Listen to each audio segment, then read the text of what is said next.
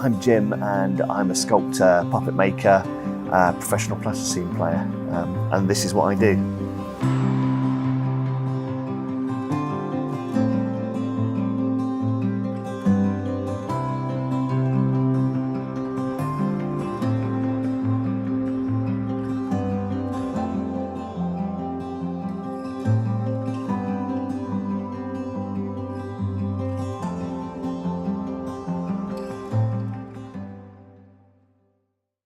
For me, to make something like this, it's a fairly standard process that I follow.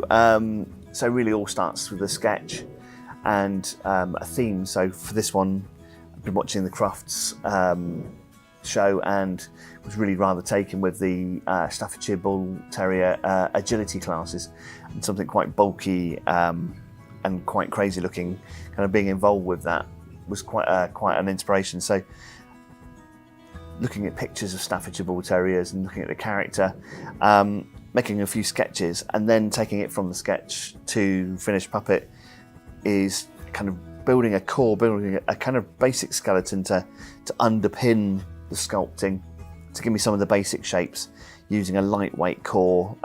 We use something called plastizote, which is a carvable, lightweight foam that we can glue together and then carve and cut to shape. And then some wire legs, a wire neck, just to hold the thing together a bit, and a little bit in the tail. So very basic armature. So I'm more interested in what the head is doing than what the body is doing.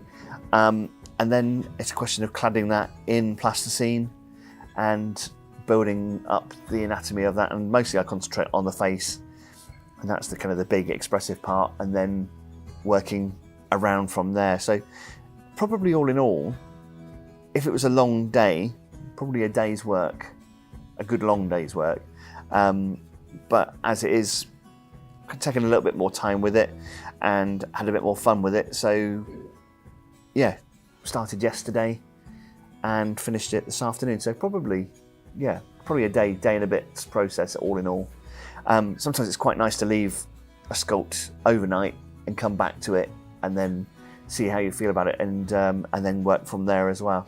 Pair of fresh eyes in the morning, and you can see the glaring faults with it as well, and hopefully rectify them until you get to the finished thing.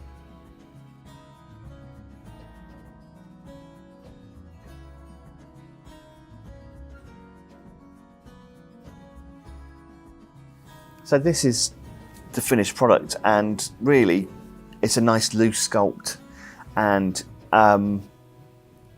didn't cost a lot materials wise. Couple of quids with the plasticine, a bit more expensive for the coring, but really kind of back to basics model making, and that's what I really love.